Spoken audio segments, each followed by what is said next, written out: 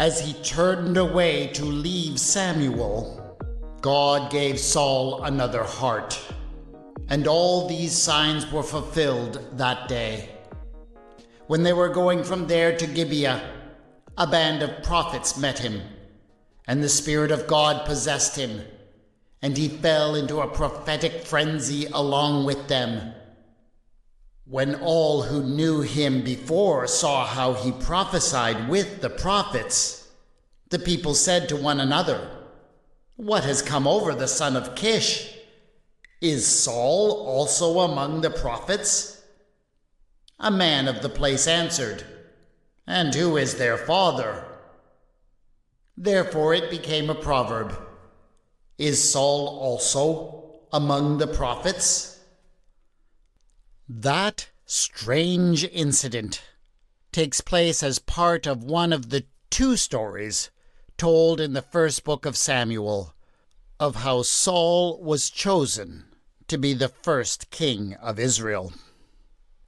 When it comes to the historicity of the story of Saul, or anything that he might have done, we are at a bit of a loss.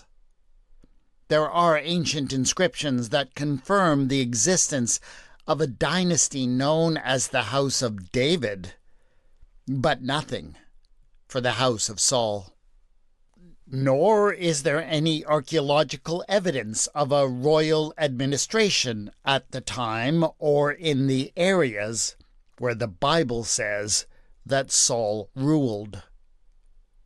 But I do believe that Saul's story gives us some important and meaningful insights into cultural and social realities in ancient Israel. And that is especially true of the story of Saul and the prophets at a place called Gibeath Elohim. This is Retelling the Bible.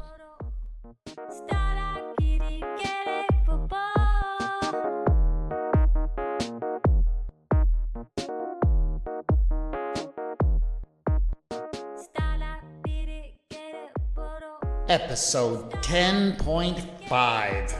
Well, is Saul also among the prophets?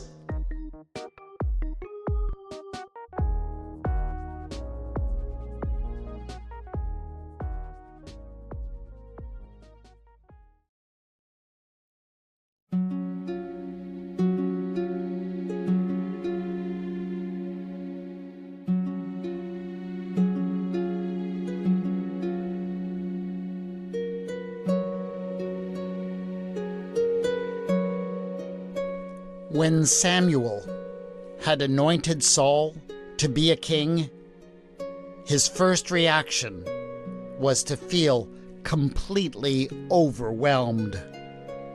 Who was he to lead the people, to make the tough decisions, or to defend them in battle? It was just too much. But Samuel, back then at least, had been reassuring. He had promised Saul that over the next few days, several things would happen to him that would confirm to him that he indeed had what it took to be a good king. And it had indeed turned out to be as Samuel had said. But one particular experience had stood out in his mind ever since. As he went on his way, he passed by a place called Gibeath Elohim, the hill of the gods. There were two features of that place that stood out in his memory. First, there was a large Philistine garrison there. The Philistines were fairly recent settlers in the area. They had arrived over the sea from some strange land. They spoke in a strange tongue and worshipped strange gods. They were a warrior people.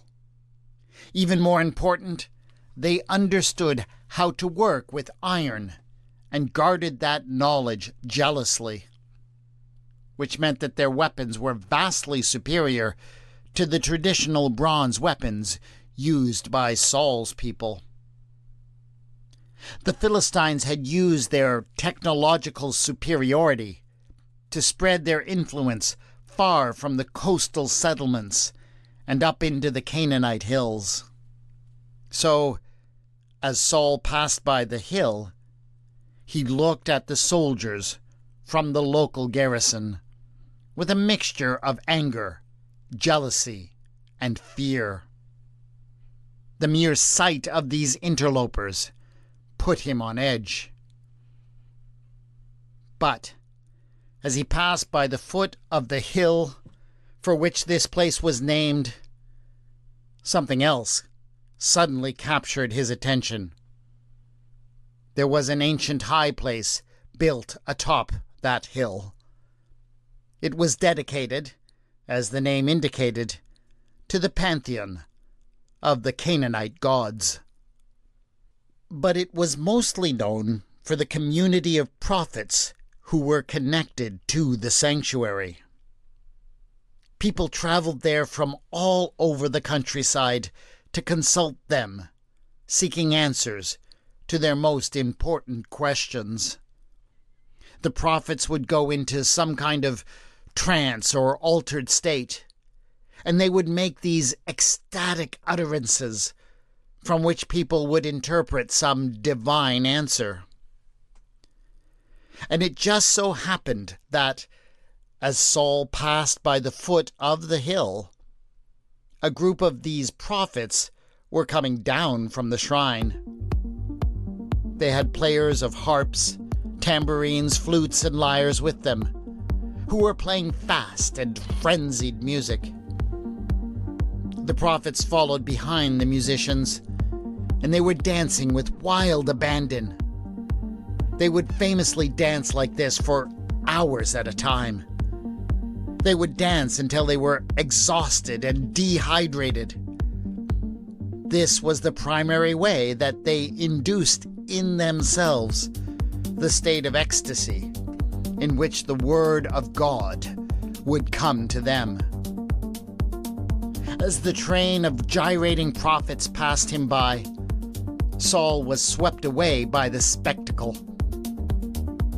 The frustration and fear that he had carried with him ever since Samuel had given him the news that he had been chosen to lead, and the conflicting emotions at the sight of the Philistine garrison had stirred within him, all came to the surface in a way that overwhelmed him.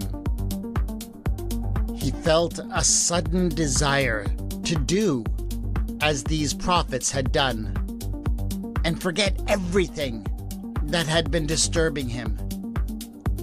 He wanted to abandon himself to the music, let it control him, and think of nothing else.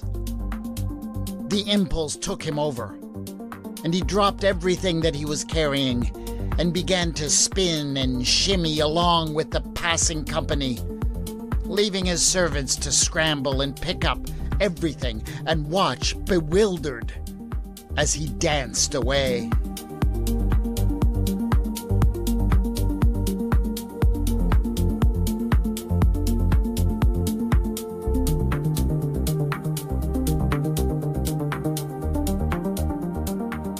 Saul never forgot what that day felt like. He danced all that afternoon and well into the evening. He danced until there was nothing left in him but the thought of the next step, the next turn or leap. He danced to the point where the dancing was all that was left of him, and each breath might as well have been his last. And when he finally arrived at that state, on the very edge of complete collapse, the universe opened up to Saul. He saw truths that had always been out of his reach. All of the worries and fears and concerns that plagued him every minute of every day fell away. He was swept up by the beauty of all that surrounded him and by his connection to his fellow dancers. It was as if he was directly wired into every blade of grass and every leaf on every tree.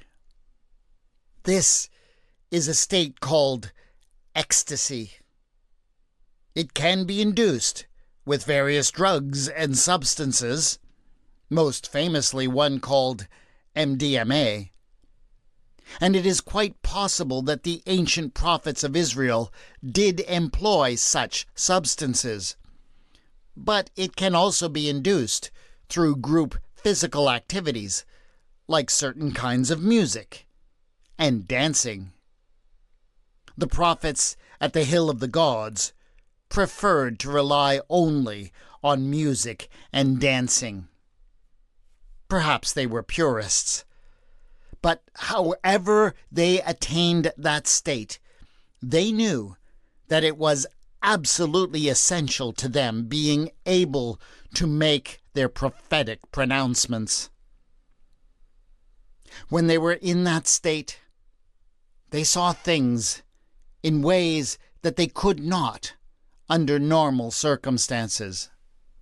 They saw connections that eluded them otherwise, and that was how they came to know what the gods were saying about what was happening in the world.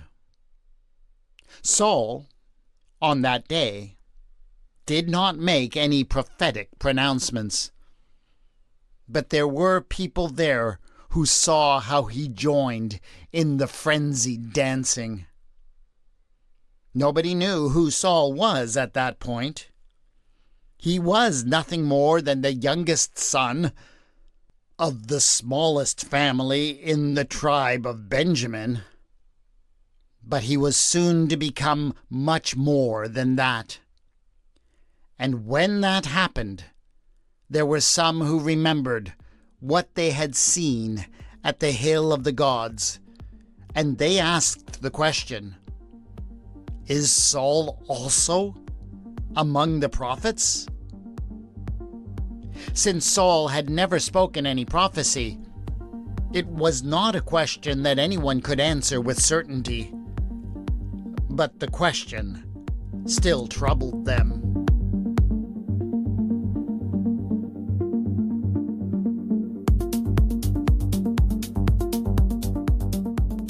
Other people may have wondered if Saul was among the prophets, but Saul never did. He knew exactly what he had experienced by that hill. In that moment, everything had just made sense. The universe had opened before his eyes. He had seen truth with all the clarity of a prophet, even if he had not been bold enough to speak any of it. That experience had remained a shining moment in his memory ever since. But it had never happened again. Indeed, ever since, Saul's experience had been quite opposite. As one chosen to lead in battle and draw the tribes of the hill country together, he struggled daily to know what to do. He often felt as if he were an impostor who was merely posing as a king. And so, as time went by, Saul found himself thinking of that experience at the Hill of the Gods more often. It became for him that one moment when his mission and direction had been clear. The lack of anything resembling that in his life ate away at him and led him into despair. He would spend days at a time in a dark funk, being downright miserable to everyone who had to deal with him, including the people he loved most. Saul knew the harm that he was causing, but he felt powerless to do anything about it. And so it was that, in concert with some of his most important advisors, Saul began a quest.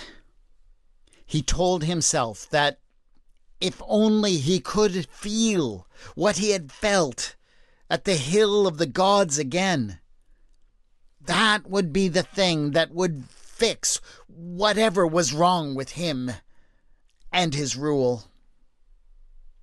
What he remembered most, of course, was the music that had transported him into his strange state.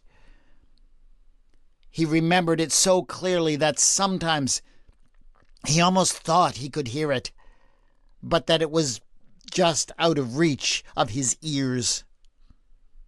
He felt sure that if only he could hear it again, everything would just make sense. And so Saul sent his servants far and wide to find a musician who could play such music. But so far this had led to nothing but disappointment. His messengers had returned with one failure after another. There had been traveling minstrels and temple musicians. There had been buskers and lasses who played for village dances.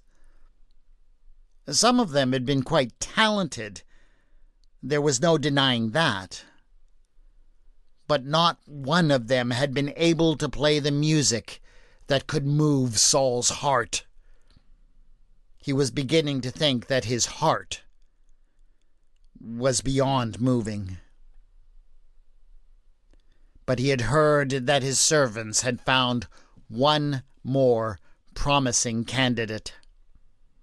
This one was a youngest son, just like him. The youngest son of Jesse, who lived in Bethlehem. And the word was that he could play the harp like none other in all the land. Saul had been told that the young man would be arriving today. He had been disappointed so many times before, but still he hoped that maybe this time would be different. When he arrived, the young man was a good-looking specimen, ruddy and handsome. Saul readily agreed to give him a hearing. He settled into his most comfortable chair and indicated that the boy should stand with his harp an easy spear's throw away. And when David began to play, Saul felt the effects immediately. There was a peace that washed over him, a kind of peace he had not felt in years.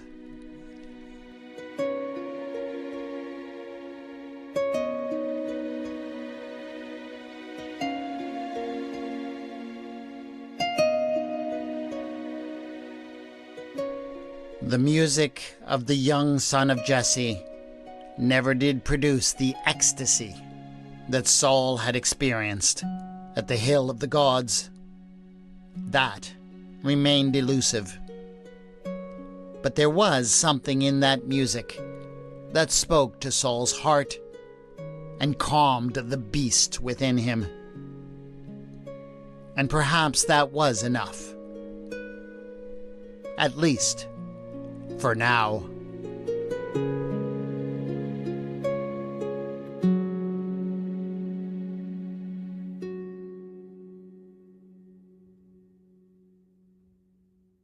We may never know how much of Saul's story in the Bible is based on actual characters or events, but whether he was real or not, I've always found Saul's story to be very relatable. He is a perfect example of someone thrust into a leadership position who is plagued with questions and doubts. And integral to his story is this strange experience he had with the prophets at Gibeath Elohim, the hill of the gods. He had this brief flash of certainty and connection, but then it was all taken away from him. He spent the rest of his life trying to find it again. I can really relate to that. I'm sure that many of us can. The quest for prophetic certainty is not just a biblical thing. It is a human thing. And people have been trying to induce various states in which they experience that certainty as long as there have been people. They've used various substances. They have used certain kinds of music and dance and other group activities. And all of these definitely work as people enter into different states of mind where they do experience the universe in remarkably different ways. It is a unique and very spiritual kind of experience. Now, whether in that state someone actually experiences the presence and power of God, I am not going to presume to say. But I wager that many of the prophecies that we have in our scriptures came out of such induced states. And I find that fascinating. That is it for this episode of Retelling the Bible. Join us again in 2 weeks' time for another episode. Make sure to rate and review, and to share this podcast with somebody else. The theme music for the podcast is Ada by Kevin MacLeod. The Prophet's theme was Deep Trance Volume 6 by Sasha End. And David's theme was Dream of a Dream, also by Sasha End. The music is licensed in the Creative Commons and can be found at incompetech.com and at nd.app, respectively. You can contact me on Bluesky at Retelling the Bible, on the Facebook page Retelling the Bible. Show notes have been posted at retellingthebible.wordpress.com. Thanks to my Patreon supporters. You guys are fantastic. Go to patreon.com/retellingthebible to join them in supporting this podcast. This is Retelling the Bible, and I have been your storyteller, W. Scott McCandless.